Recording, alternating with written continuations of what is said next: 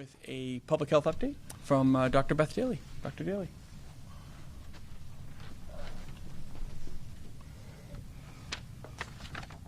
Great. Good afternoon, everyone. As of this morning, there have now been 34 million people globally who have been infected with COVID-19, with 7.2 million here in the United States. And this includes more than 207,000 people who have died. The number of cases here in the United States has mainly plateaued with around 40,000 new cases each day. And then likewise in New Hampshire, our case counts, while slightly increased from a month or so ago, have plateaued, and we're seeing on average 35 to 40 cases each day. Today we'll be reporting an additional 52 new infections. This will bring our total case count to 8,317 people. We're not reporting any new hospitalizations, so that remains at 738 people who have been hospitalized with COVID-19.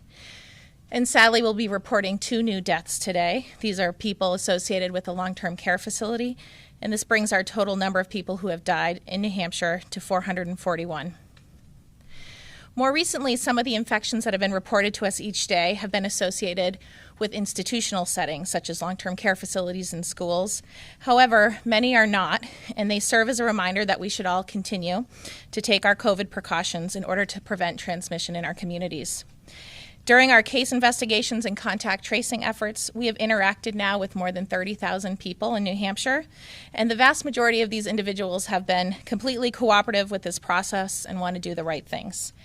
However, we've also observed that people have become more weary with COVID-19 and sometimes more difficult when we've asked them to stay at home. We obviously recognize that COVID-19 has had a tremendous impact on all of our lives, and especially when you're asked to stay at home for a long period of time due to either illness or exposure. These people are presented with very significant challenges, either financially or personally and otherwise. So what we're asking, though, is that we all need to continue working together to prevent COVID-19 in order to keep our schools and economy open, and then allow us to all go back to our normal lives as quickly as possible. So we need the public to do their part by answering our phone calls and then following our guidance if you are diagnosed with COVID-19 or identified as a close contact to someone with COVID-19. And this will help us all to protect our family, friends, and our communities. Thank you.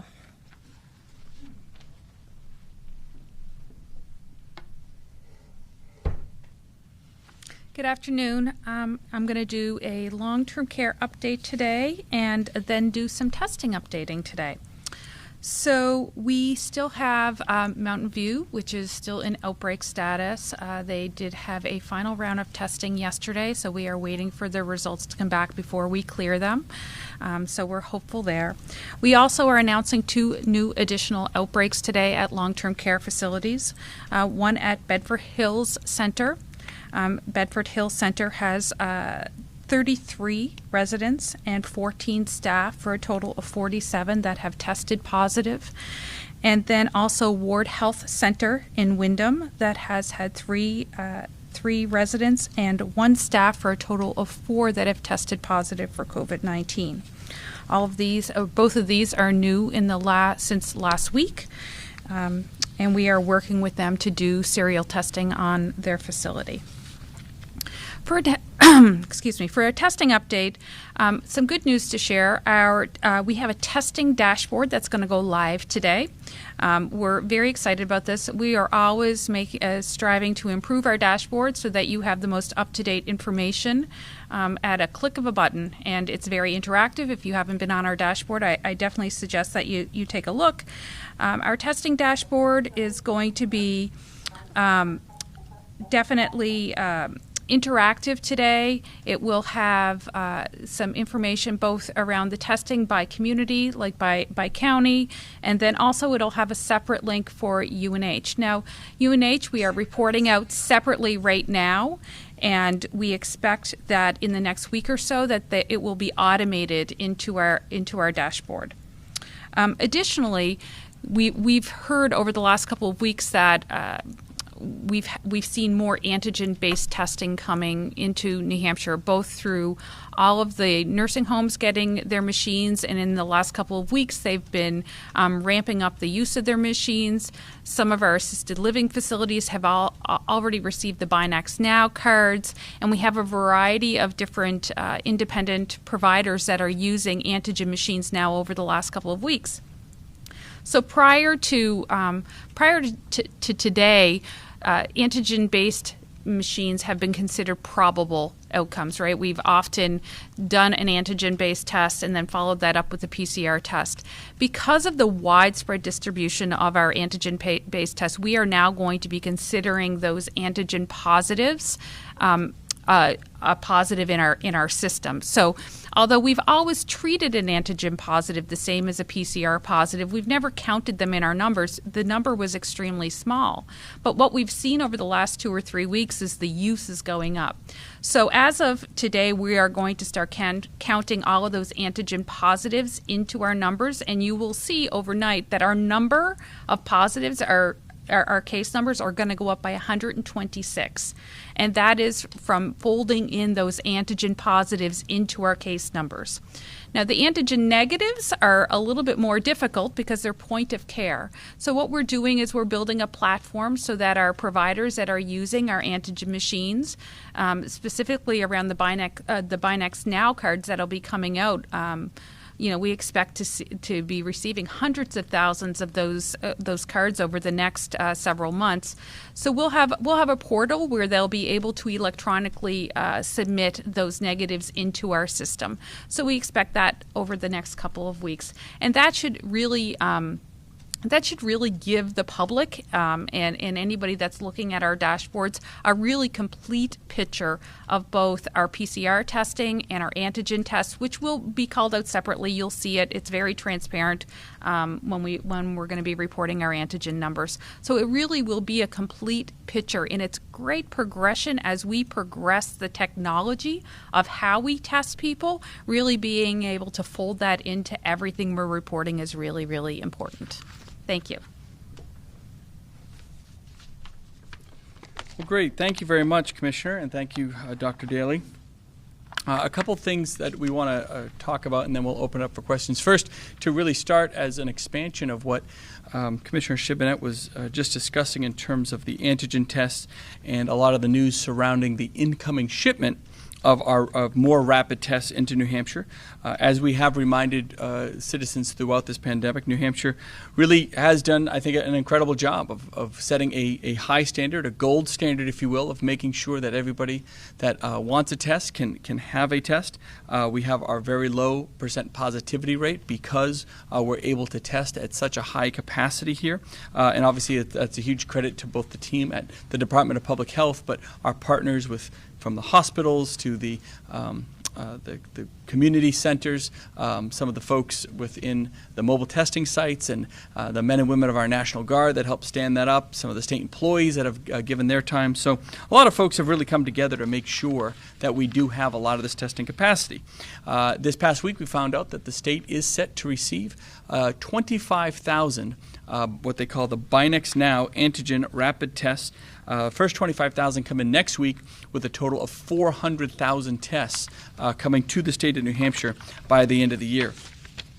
As has been discussed by the Commissioner and Dr. Chan and Dr. Daly, we do have a very good system of community testing sites set up currently here throughout New Hampshire, and we're going to rely on those testing sites to assist getting all of these new Binax tests out to our citizens.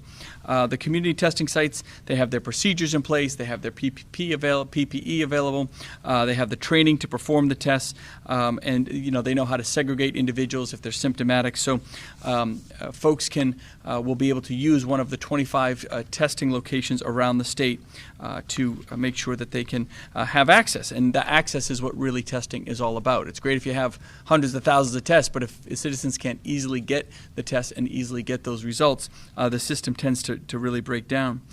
These Binax rapid tests can be done for anyone with symptoms of COVID-19, including primarily we're focusing on our K-12 students.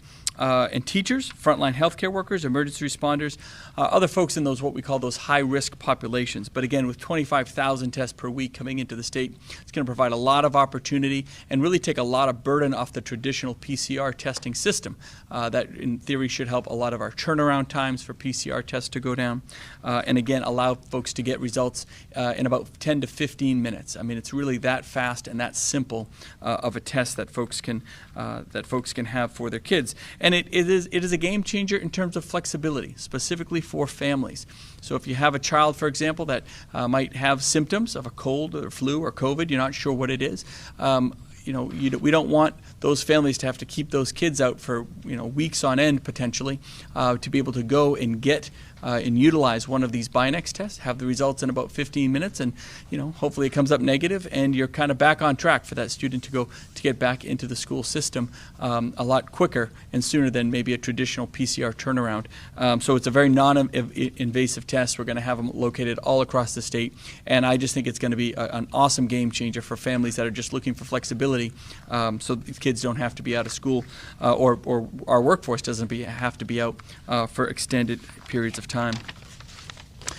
Two other issues we want to talk about non-related to testing. First one being Gopher opportunities. One is more of a reminder than anything. The state is still accepting applications for our Farmer Relief Program. This is one of the first relief programs we created, but it's very important, especially now.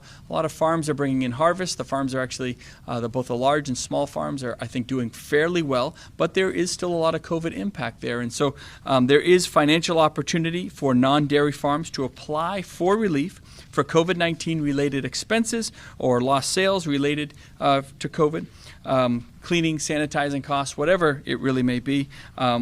These farms can go to the second round of applications that can be found at gopher.nh.gov/apply. You see it on the screen there.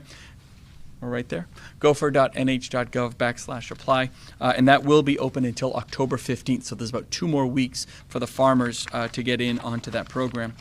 And then finally, there's actually one new program. As we enter the fall, we're really focusing on schools, how the schools are reopening, the opportunities that we're trying to create for those students that might be in either a fully immersed program in class, a hybrid program, or those very few districts that have gone to a fully remote program. But something we always try to talk about is just ensuring that those kids do have adequate access to student enrichment programs. We know that these can make such a difference in student lives. These could be after-school educational programs. A lot of these programs require some funds, require some extra effort that might not be there right now, and they're just so important. That socialization, that team connectivity can be done in a safe and I think productive way and allow a lot of these opportunities to really flourish in our communities. We've talked a couple months ago about the YMCA and Boys and Girls Club and some of these programs over the summer that we put millions of dollars in so that some of their programs were up and running over the summer for those kids that may have been feeling a little isolated and wanted that additional opportunity.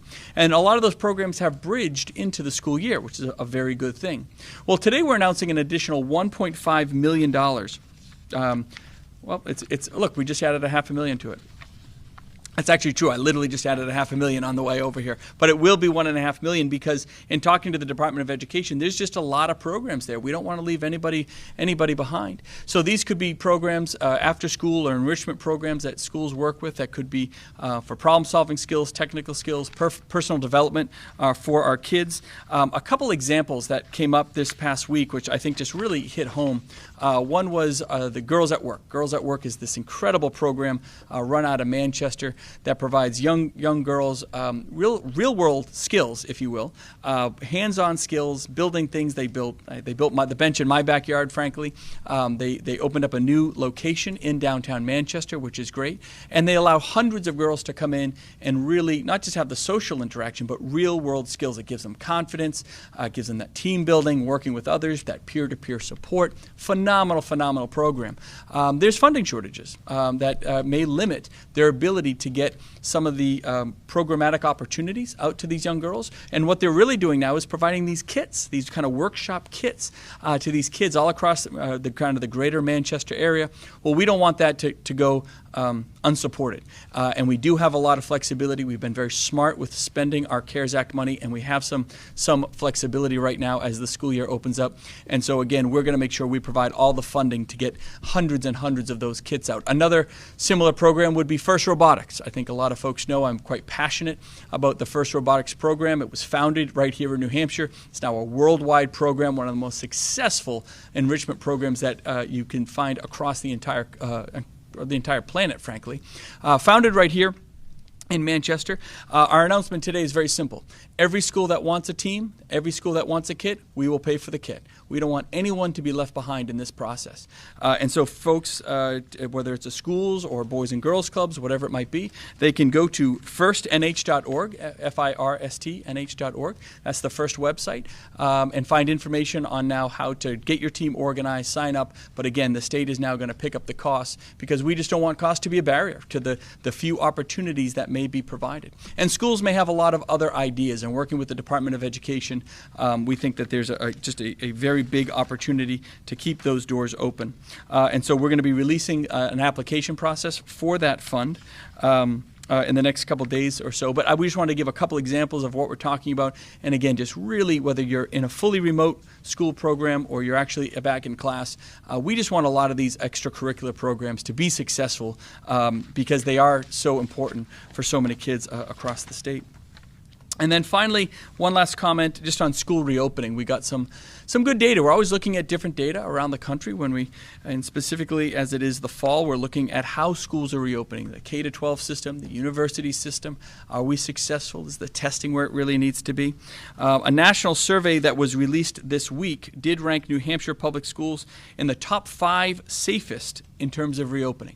And I think that's a real testament to the folks at the Department of Public Health, a testament to the guidance documents that we put in place, and a testament to those communities who really kind of tailored the best operational plan for themselves, the parents, and the kids to be successful as we opened up. So the fact that New Hampshire is now ranked as one of the safest states to reopen schools is a real point of pride. But it didn't come without a lot of work. And I think going forward, we have to stay very vigilant and disciplined, both in the classrooms and in our homes and in our communities, wearing our masks, maintaining social distancing, doing right by the system that we set up so that we can be successful, not just today, but really going into the future.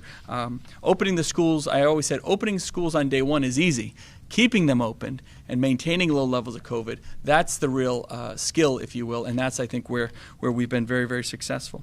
As of today, someone was asking me a little bit earlier, but as of today, about 60 out of 192,000 total students in New Hampshire, about 60 have unfortunately come down with positive cases of COVID. So it's literally a fraction of a percent positive, which again has allowed a lot of that flexibility to happen within schools, allowed schools to manage when a case does come up. There have been instances where schools might close for a couple days and make sure that they're cleaning and quarantining kids appropriately, making sure that the contact tracing team has times to do their job. But overall, we think through this first month of school openings, it has gone very successfully, frankly, and the overall rates of transmission remains minimal statewide.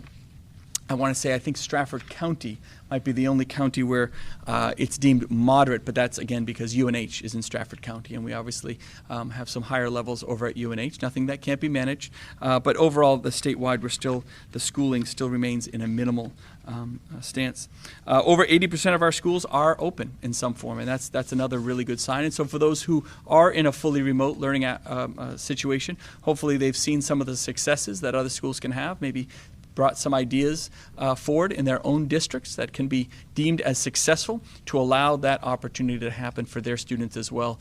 The sooner the better. I don't think I've found very few students, if any, that have said they're not dying to get back into the classroom. Teachers want to be back into the classroom, and I think we've shown here in New Hampshire it can be done very safely, and it's just all about creating opportunity for the students. It's all about outcomes for those kids, and again, hats off to everybody, the entire team across the state, for making it a success so far. We just got to keep it up, right? We've got to keep it up. So with that, we can open it up for questions. One for the commissioner, just about the antigen test. Ethan, I haven't seen you in a while. I heard the same as it was a month ago. Just a question on the antigen test, Commissioner. So just to clarify, you said earlier, you said that by incorporating them into the test count, did you say the daily number has gone up to 126? It will go up 126 because we're going to take all of the positives from the past several weeks to the last month and incorporate those. So, prior to machines like the Quidel, so if you think back to like Abbott ID, right, when there was a negative test with Abbott ID, it was followed up with a PCR test. So we captured every person, but now that we've moved, we're still using Abbott ID and we still follow up with the PCR test if needed. But the newer machines like the Quidel and the Binax Now, they don't require a follow-up PCR test for a negative test. So that's why it's so important to get those numbers into our numbers, because we're not going to have that follow-up PCR test. Okay, so just to clarify, there haven't been any positives that have been missed through the process? No, there's been no positives. We treated every positive as if it were the same as a PCR positive, but we haven't been counting them in our daily count because they're considered probable and not confirmed. So with the mass distribution now of antigen tests, we want to make sure that we have the most accurate numbers that we're reporting out. Governor, with Mayor Walsh in Boston declaring a holding pattern and putting them into a red zone, how closely are you watching that? And certainly given what happened in the spring and how connected we obviously were to the outbreaks there in Boston. We watch the data in New England and across the country very closely, especially anytime there's elevated levels. So, for example, you brought up Mayor Walsh is putting Boston in a red zone. So we kind of look at, okay, what does that mean? How have the numbers in the greater Boston area really moved? I think overall in Massachusetts, the numbers have been fairly stable, similar to New Hampshire. I think they might have ticked up a little bit as expected.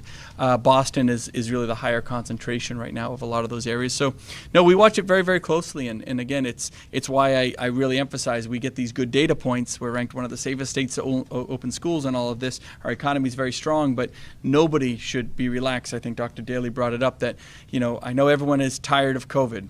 And believe me, no one is more tired of COVID than me. Trust me. But it is here. And it is very serious, and we have to, I think, maintain that vigilance. So it's watching other folks' numbers, but I think we've done a phenomenal job. I mean, there's probably a few other things we could do. We don't want to get to a point where we're contracting and restricting, because we've been very successful with our model to date. But it's really incumbent upon all the citizens to take it very seriously, wear the masks, maintain the social distancing, and get as much fresh air as possible. Hand hygiene. I know Dr. Chan talks about hand hygiene all the time. It works, and our model bears it out, right? I mean, it really worked here. City has seen a kind of an increase in the percentage daily. New York has traditionally throughout this been kind of the leading indicator, at least for New England, over kind of where the rest of the states will follow. Are you worried that as New York City starts to see an increase that might spill over to New England in the coming weeks? Well, I've always said I have no doubt that our numbers will be increasing. I don't think they're going to go up at the level of a Boston or a New York because of the density and populations that we have by any means, but our numbers will likely go up. I'm kind of surprised they haven't gone up more. Frankly, I assumed they would have been a little higher than they are now.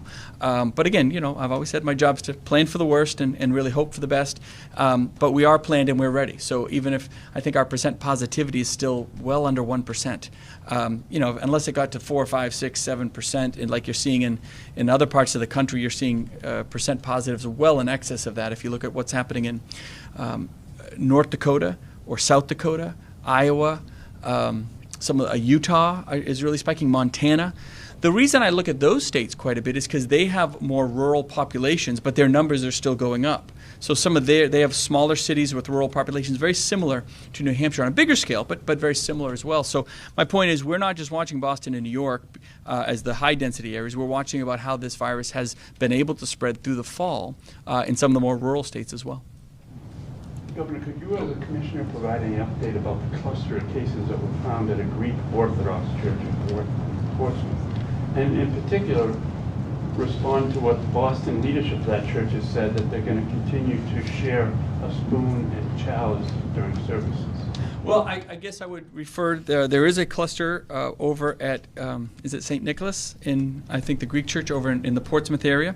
And I know both the Department of Public Health and the Attorney General's office has been in contact with them, making sure they understand the guidance documents and the protocols, and just really encouraging them to follow the guidance and again, follow the idea that they really should be isolating how they isolating and just maintaining as much physical distance and separation, and just using a lot of those practices that we put in as much as possible. I understand that the Methodius down in Boston disagrees with some of those protocols, and we respect that very much in terms of that separation.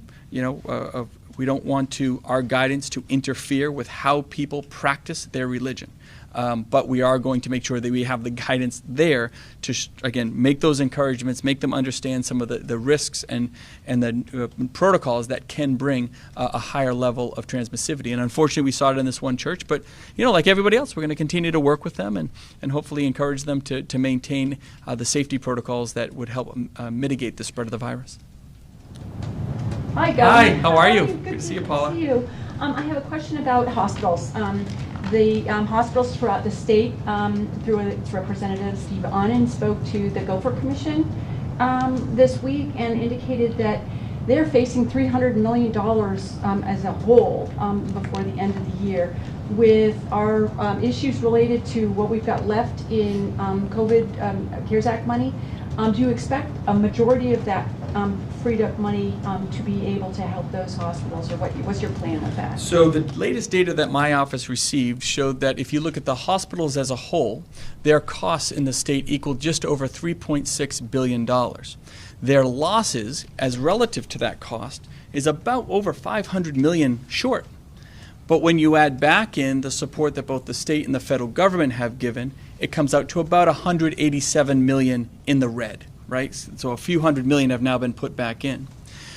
There is about 30% of the federal money that has been given out to these hospitals still available at the federal level. So the good news is there's still many, many millions of dollars, maybe hundreds of millions of dollars, frankly, still available across the country. And then how much, depending on the formulas they might use and how much might get apportioned to New Hampshire, is still a bit unknown because they do change their formulas from time to time. So the federal government still has a huge opportunity to come in. But if you look at that delta right now, overall hospitals, according to their own data, are about 5% in the red. It's not nearly as bad as some industries, sure, but we also want to make sure that it's not so bad that folks are closing their doors or anything like that. I think the good news is that our critical access hospitals are actually in the black if you add back in, according to their own data, are actually in the black if you add back in the grants and the opportunity that the state and the feds have provided. There are really two hospitals in the state that drive the majority of those losses, unfortunately, and we've tried to provide as much support. So the long and short there is that there is a small shortfall. I think it's manageable, and the state and the feds will still be there for these hospitals as it is needed. Probably not in aggregate, because in aggregate it's not so bad. There's just some that are just a little, having a little harder time than others, frankly. It's something that they could perhaps finance the losses over time, or is there? You mean with the state funds? Well, didn't we have already, before the CARES Act money came in, we had a slice of state money, right? Mm-hmm. Is that I kind of made the promise that would put state money up, even if the feds didn't help out. The feds then came in and really allowed us to use some of their dollars for that same purpose. One thing I don't want to do is ask hospitals to borrow more money. I do believe in grants. You can get yourself over leveraged. It limits their ability to work with their banks in other ways. So if we do anything, I believe, and I think the federal government would agree with me, it should be in a grant form. So we don't want to force them to over leverage themselves. But my point is we're going to be really targeted about where those efforts need to be, and work with them, very directly, not just as a whole in terms of an organization, but with the specific hospitals where the need is really there and where the costs of COVID have been most impactful. Hi. Hi. Talking about PPE for schools, we keep hearing that schools are in need of more PPE, and I think you've said that there's some CARES Act money for that. Have districts been reaching out to the state, or is there something they should be doing more? There have been a couple districts that have reached out to the state, but every time they reach out, we are there for them. I mean, there's PPE, if there's a need, we can fill it almost immediately. So that should not be a limitation. I've heard the same thing. Well, we can't open because we don't have enough PPE. That's just simply not true. We can always provide an opportunity, whether it's helping them facilitate the purchases with the state money or getting them some sort of short-term bridge while they're waiting for their purchases of PPE to come in. But both funding and PPE are not barriers to opening schools in this state. Absolutely not. Can I build off that and ask about the FEMA money? Because Sure. a lot of school districts have complained that they budgeted for, under the understanding that FEMA would provide, reimbursement for PPE and other things to open up. The FEMA has now said they aren't doing that. There was some discussion at the Gopher Commission this week over whether money from the rest of the $1.2 billion should go towards schools to help plug those gaps. Where do you stand on that? Absolutely. There's an opportunity there, sure. So just to rephrase your question for the audience, FEMA originally had made indications, and I don't want to call it a commitment, but at least indications that they were going to be there to help pay up to 75% of the school's cost. Then they backed off. One of my many frustrations with FEMA. We could sit here with a whole press conference on my FEMA frustrations, frankly. But that's okay. I think we were very smart with how we managed our dollars. We still have a couple $100 million that we've held, knowing that the fall could bring a lot of unknowns. We really tried to plan ahead. And this is not that we planned for this exact scenario, but we planned for the unknown. And so, yes, we can be there with our CARES Act funds and making sure we're helping schools pick up those costs. We don't want those costs to be burdened by the schools or by the property taxpayers or anything like that. We have the federal funds and we're ready to use them. Governor, yeah, go ahead. sorry, go ahead. No, it's all you, buddy. Your commission recommended and you approved racial bias training for law enforcement. The LEAC Commission. Right. Yes, sir. Do you think that kind of training should extend to other parts of state government, such as DCYF workers or other state agency workers that come in contact with the public Sure. on a regular basis? Sure. So the question revolves around our Law Enforcement Accountability Commission that came out with their 48 recommendations last week or the week before, a couple weeks ago, which we took. We agree with all 48. I think all 48 can be implemented, both either through an executive order or legislatively. The question really revolves around the racial bias training that we're going to be implementing as part of police standards and training. And I'll just say John Skippa, who runs police standards and training, has really embraced this, working with the stakeholders in Black Lives Matter and the county prosecutors and all the folks that really had, I think, a great voice in this process. Law enforcement itself, it really was a very positive process. And I think John Skippa has a couple ideas and plans on how to get that moving very quickly. The question is, should we take some of that racial bias training and implement it into other parts of our communities? I think the answer is sure. I think we should always strive to have more training and more understanding, talking about implicit bias, talking about what's happening in our communities, understanding that, just because we're not faced with something today doesn't mean we shouldn't be training for the unknown tomorrow. And just because we think we know how to deal with a situation doesn't mean we truly do know how to deal with the situation. So the only caveat there is that, the training that probably happens with police officers and law enforcement is probably a little bit different than might happen with elected officials or state workers or DCYF or any other parts of our community. So, but I think the concept of having racial bias training in a variety of different areas of our communities or our state is a very good one and something that we can definitely look at. How much PPE is left for the schools? If they were to say, hey, we need help, what do you have in store? Well, I can tell you, maybe next week we can do kind of a summary of where we are with our stockpiles. We've been building up essentially a 2-month stockpile. Essentially, we had nothing before. We're building up a 2-month stockpile, and most stuff that you're looking at, whether it's gloves or gowns or things like that, we have a great stockpile for it. So I guess that's my rough answer, because I don't have exact numbers, is we got a lot. We really do. Bringing in PPE is something we've been very, very good at. We still bring it in for the federal VA. We've gotten so good at it. So we do have a lot of things. Sometimes like hand sanitizer or sanitary wipes or whatever might go down 1 week, or maybe gloves go down another week. Maybe the hospital's call and they need a whole bunch of gowns, and we got to make another order on those. But we have a really great system that kind of brings stuff in, able to be replenished, and making sure that we're trying to build to. And in most cases, I think we have about that 2-month supply. So there's a lot available. Can you or Dr. Daly provide some more specifics about what's going on with this kind of quarantine fatigue? Are people just not listening, or are they? I guess we're just trying to figure out what's going on with that problem. Sure. I'll have Dr. Daly answer that. So I think overall what we're seeing is people being tired of hearing about COVID-19, and when they're asked then to quarantine specifically, not so much isolation. I think people understand that if they're sick, they need to stay home. It's more the process of staying home when you've had an exposure. It creates lots of challenges for all of us.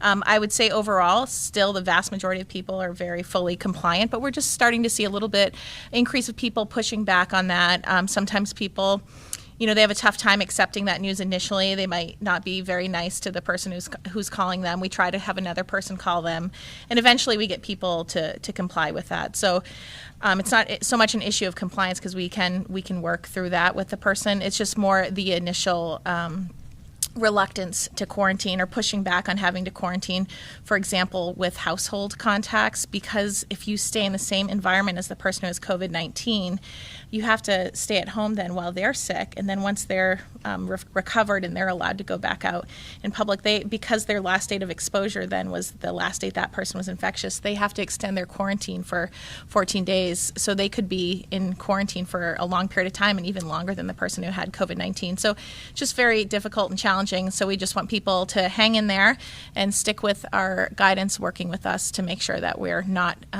allowing for spread of COVID-19 in our communities. I think we have a few on the phone. Do we have some phone questions? We do have a phone call, Governor. Great. First question here comes from Michael Graham with the New Hampshire Journal. Michael, please go ahead with your question. Yes, I've got a couple of math questions for the health folks before I have one quick question for the governor, so maybe we could walk through those one at a time, because math is not my best subject. Sure. Okay, so the rate of infection for students is around 1%, according to the data. Is that higher or lower than the positive test rate for the state as a whole? I believe it's slightly lower. Yeah. Yeah. Sorry, do you mind if Yeah, I was going to answer, and then Beth was going to correct me, but we might as well bring Dr. Daly up to.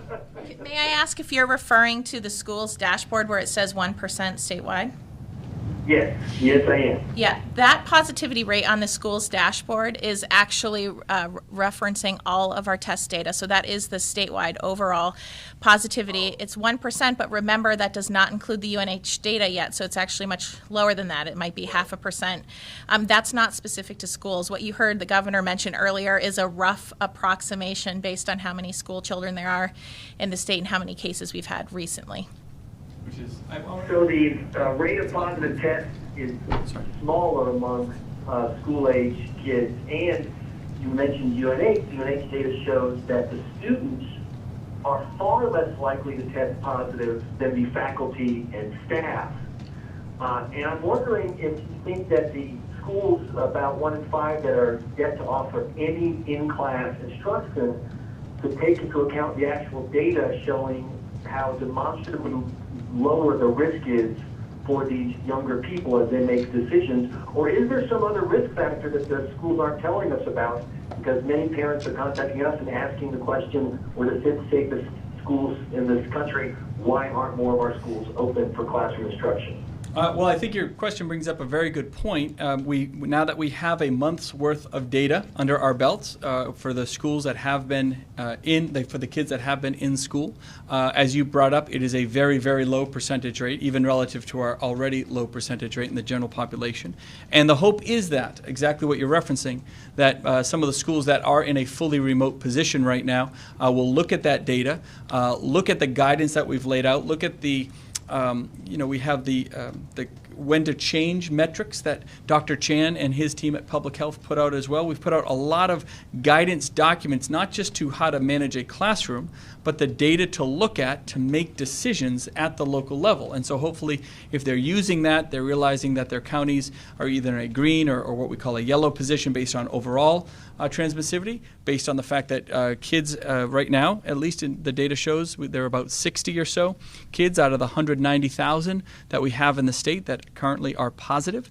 That is a very, very low percentage. And hopefully they'll use that data to make the decision to maybe advance into a hybrid model or maybe even back into a fully remote model sooner than later, especially given the fact that so many folks are looking for that to actually happen. And I think we know we've often discussed all the other ancillary benefits of allowing kids to come back into the classroom, actually meet the teacher, allow the teacher to I think have a better understanding of their learning styles, allow some of the socialization to happen, allow some of these extracurricular activities to happen. So there's a lot of positivity to bringing these kids back while managing the guidance documents and while managing the social distancing and the mask wearing.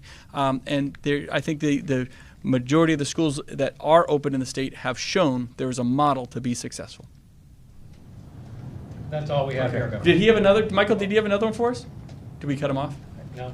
He's- Oh, Yeah, just one more quick math question. Were all of the deaths in September long-term care facility deaths, or were any of them outside long-term care facilities? I have a question for you, Governor, if I can. yeah, I can tell you there were, I think, into the month of September, I'm doing this off memory. I want to say there were only about 8 or 9 fatalities, which are unfortunate, of course, but that was a much lower number than we saw in August. I don't know. We could get you the information as to whether they were all connected to a long-term care facility or not, but I don't know, unfortunately. And then if you have another one, I'm here for you. So you had about $40 million for nonprofits to distribute in COVID CARES relief funds.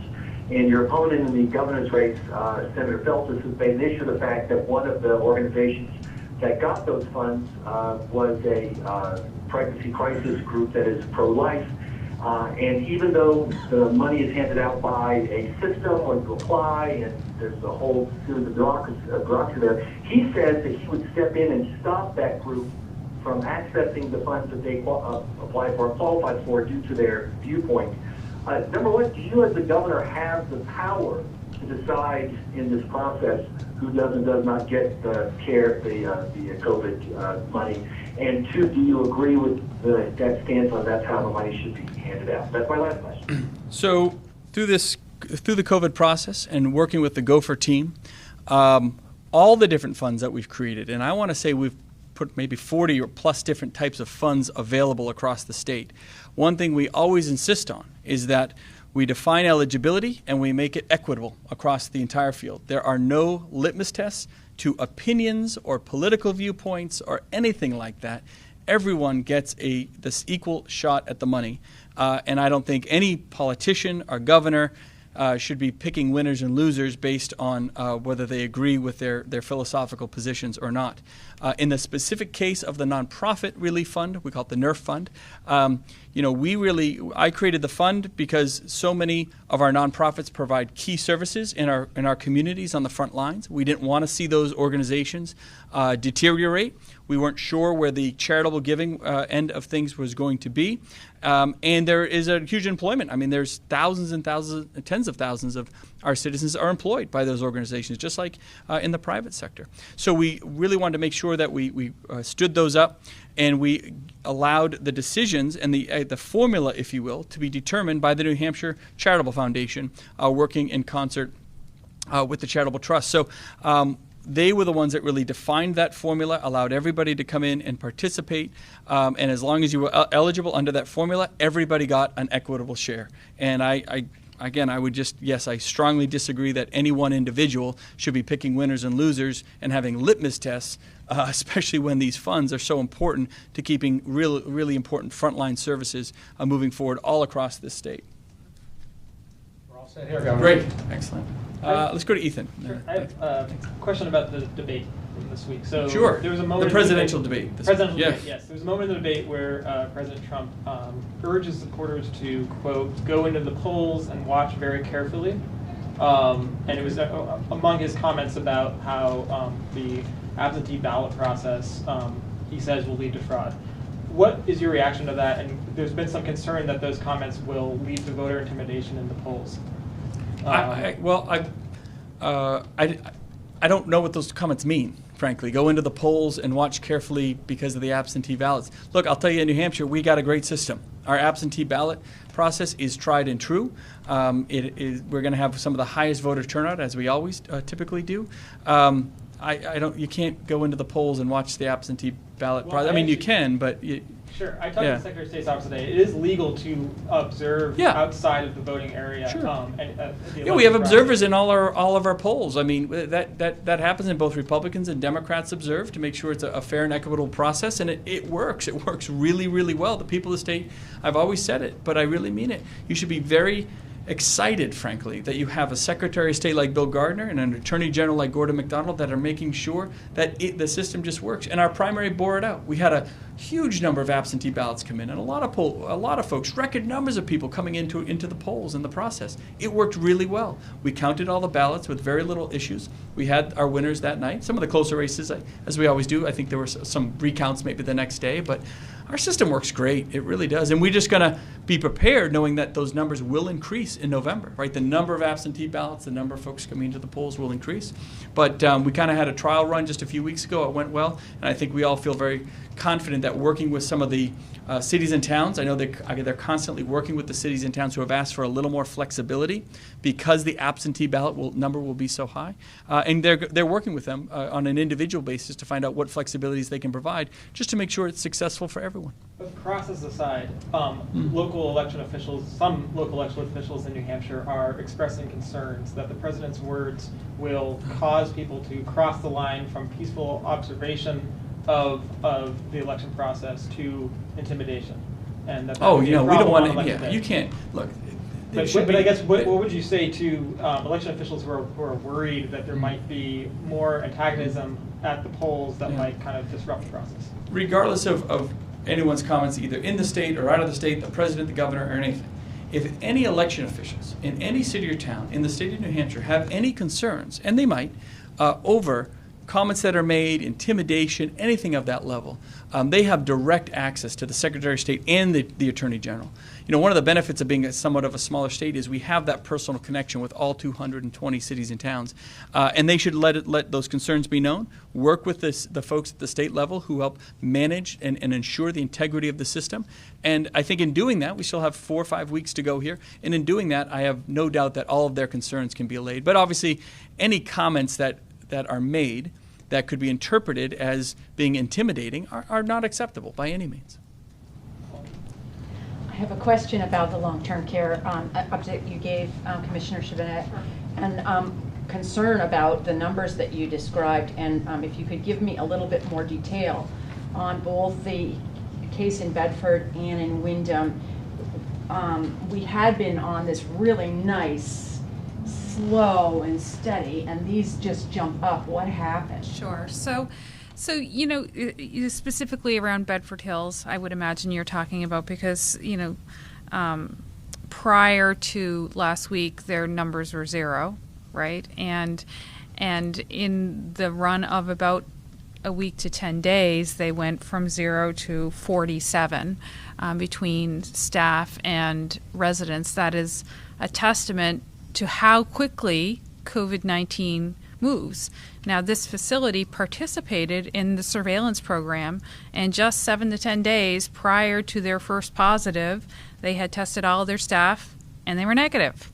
So it really is quite remarkable when you look at how quickly that moved to having a full surveillance testing day done where everybody was negative to 10 days later having, and it wasn't 47 the first day, obviously. We had, you know, 1 to go to 6, and then we went through and tested all the residents, tested all the staff, and in very short amount of time, a week, it climbed to 47. So it is very concerning for sure. We were on a great track, but what we have seen historically through this pandemic is that as community transmission increases, and we have seen an increase in community transmission, that increases the risk for getting into nursing homes.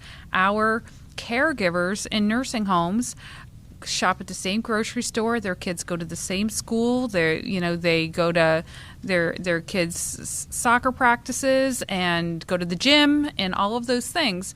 So the possibility as we become a more mobile society again that someone's going to bring it into a facility gets higher as community transmission gets higher. The other one, small, 3 3 residents, 1 staff, so still very early on in that outbreak, but we've, again, southern part of the state down in Wyndham, we went through, we're testing all of the residents and all of the staff, and hopefully we will be able to contain that very quickly. Symptomatic, asymptomatic? Or? A little bit of both, especially in the Bedford facility. We have a portion, I'm not going to say it's even, but we have both, asymptomatic and symptomatic, both residents and staff. I have one more non-COVID question for the governor. Sure. So on the topic of kind of white supremacists, you made a comment this week that said that you have been kind of attacked for your stances over the summer by white supremacists. I believe you made it to WMUR. Can you elaborate? Are there these groups? Are they individuals? Are they in New Hampshire? There were some very negative comments made towards me in my office, and I'll leave it there. It actually went a little bit beyond that, by some of these white supremacist groups that didn't like that we were talking about the importance around whether it was the Black Lives Matter message. I think some of the original attacks against me came during after the Charlottesville incident down in Virginia a couple years ago. So, and again, you know, just I think one of the comments I made and I stand by today is you cannot, you know, equivocate those that are fighting for racial justice with white supremacy. I mean, and that was some of the white supremacists don't like that. Well, tough. That's the fact. There's no place for that. There's no place for those individuals. There's no place for that thought process.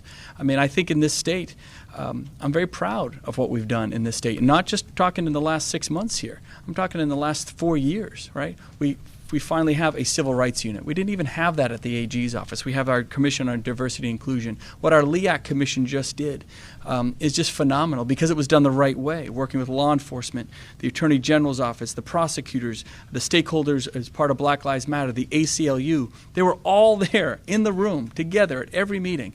Well, they were on Zoom, but they were together in every meeting, having these discussions, hearing the public input, and then coming out in concert with 48 recommendations that addresses a lot of these issues.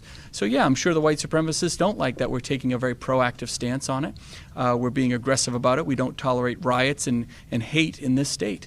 I've always said, we have elements of racism throughout our entire state in different parts of our communities. It's there. Sometimes it's implicit, sometimes it's explicit, sometimes it's overt, sometimes it's indirect. But I think to Kevin's earlier question, there's always an opportunity to have better training, better understanding, taking it to the next level. And just because we don't have the riots and the controversy in Charlottesville happening today, we shouldn't become so complacent to think that that couldn't happen here. So we're going to be progressive on it. We're going to be proactive on it. And we've done it in such a positive way. I think we stand as a great model for the rest of the country, frankly. And hey, if the white supremacists don't like it, elements of white supremacy in the state, and is the Department yeah, of my Safety- understanding there are organized white supremacist groups in the state. Is that the Department of Safety?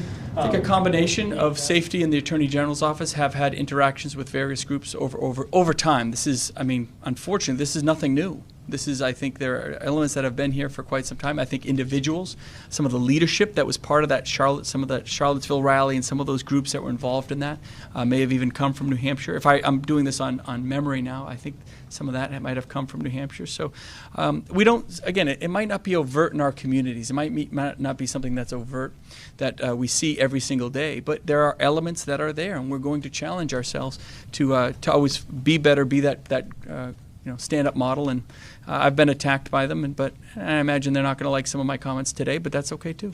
Last question. What did you? Sorry. Question. Yeah. What did you make of the president's response during the debate when he was asked to condemn white supremacy in general? Yeah. Do you think it helped or hurt New Hampshire in this effort? Yeah, I have to be honest. I had shut the debate off after about 30 or 35 minutes. I didn't see that part. I saw his comments the next day, and obviously, I stand by my comment. I think the entire debate was a big embarrassment. I mean, I was sitting there watching it with my 14-year-old daughter, and I had to shut it off and explain to her that this is not how presidential debates should go on either side by any means.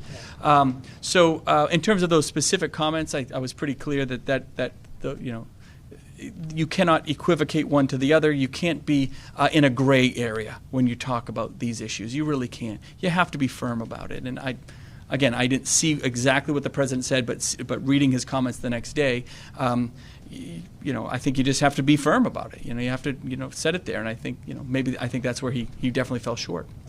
So, Governor, you're disappointed that he wasn't as forceful in his condemnation as you were. Sure. Yeah. Look, I'd be disappointed if anybody wasn't as forceful in their condemnation as being absolutely. There's absolutely no place for that. Not by any individual, not by any group, not in New Hampshire, not in the United States, and frankly, not in the world. Right? We just have to be unequivocal about that and be firm about it. To be sure. Still support President Trump for re-election. Yes. Hi. Question about food insecurity and unemployment, a little Yeah, sure. changing gears. We've seen unemployment numbers get a little bit better, people getting back to work, but the New Hampshire Food Banks had to increase their weekly mobile food pantry. Do you think that could speak to people being underemployed? Is there anything that can be done to help these people while they're getting back to work? They don't seem to be making enough to support their families. Sure. So the question revolves around food insecurity in New Hampshire. We have a phenomenal New Hampshire food bank run by just a very dedicated group of individuals. For a long time, we had the men and women of our National Guard helping support those efforts, especially as more and more families were facing unemployment. Now, as our unemployment numbers have come drastically down, we're still sitting at 4.5% unemployment, or maybe, about 4.5%. That's low relative to where we were a couple months ago, but it's almost twice as high as where we were just a year ago. So that in itself would indicate that the demand should be approximately twice as high. You have a lot of folks that were relying on the federal stipend, the $600 and then the $300. That extra benefit, I think, was allowing a lot of folks to not turn to the food bank or some of their local food pantries. I think there was an expectation that Congress was going to pick up the mantle a little bit and allow that program to continue. They did not, I think to everyone's disappointment, frankly. And I think that over the past couple of weeks, more and more families realize that extra $300 isn't coming in, and I think that has put a little more pressure on those food pantries. So it's really a combination of things. Our economy is strong, but there are still folks in need, and we got to make sure that that those safety provisions are there. We've put a lot of money into the New Hampshire Food Bank. I've told Elaine, who runs the New Hampshire Food Bank, that if there is more of a need there, they got to just come and ask. That's one of the key areas where we want to make sure that we don't fall short on it by any means. I think we allocated an initial $5 million to the New Hampshire Food Bank. I don't know how much they've actually used to date, but if they need more, it's going to be there for them because they are always there for our citizens. Did you have one? Oh, sorry, you're all good. Sorry, Paula? Just one last question. Sure, whatever you need. Today marks 200 days we've been doing this? Does it? Is that right? Yeah, well, pretty close. If it I didn't know that. 200 days since we've been in the pandemic. That's a March 2nd. I remember being the first time we sat together. Is that right? wow. March 2nd, 200. Oh, for the state of emergency is 200 days. We're 200 We've been days through in. a lot of this. We keep having that thing I kicked know. down the road. Every couple 3 weeks, we get another one. I see. Can you just give us sort of an idea where you think how many days we're going to be doing this? Where are we? Yeah, just where are we? Yeah. Well, a quick assessment without boring everyone. I think the first 200 days has been a novel in itself, to say the least. I think the state has done tremendously well. I think I think everyone feels a lot more confidence that a real vaccine.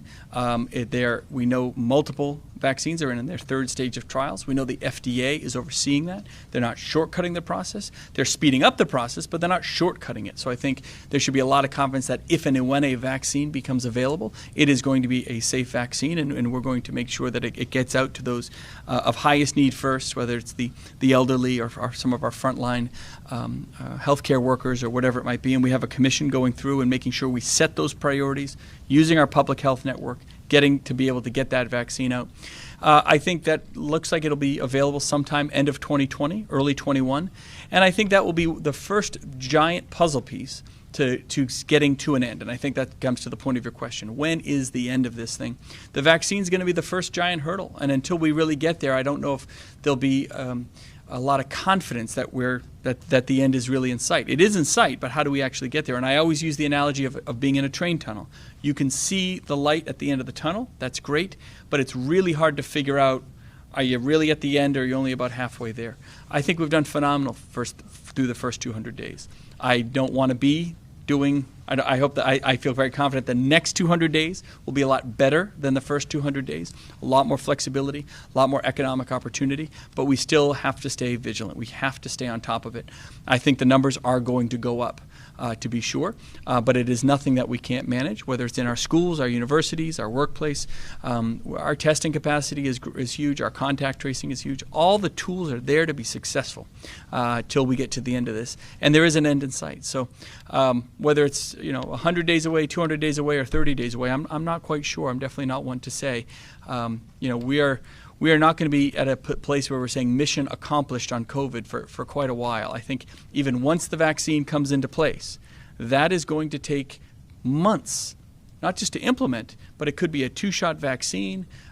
It depends on how fast it's released, how much we have available to us from the federal government, what the results are. And again, I think it's going to be safe, and my sense is it's going to be successful. But even that takes time. It's not like 1 million people line up, get a shot, and we're all set. It's just not the way it's going to roll. So even that will take some time. But my sense is by the time you get to spring or summer of 2021, hopefully this is just a nightmare in the past, and we're really in a much, much better place. Okay. Well, thank you guys. Thanks everyone for bearing with us. A lot of great questions and great announcements today. We'll be back next Thursday, I believe, at the same time. We think if anything changes, we will let folks know. It's going to be a great weekend out there. Beautiful fall weather here in the state of New Hampshire. Enjoy everything that New Hampshire has to offer. Thank you, guys.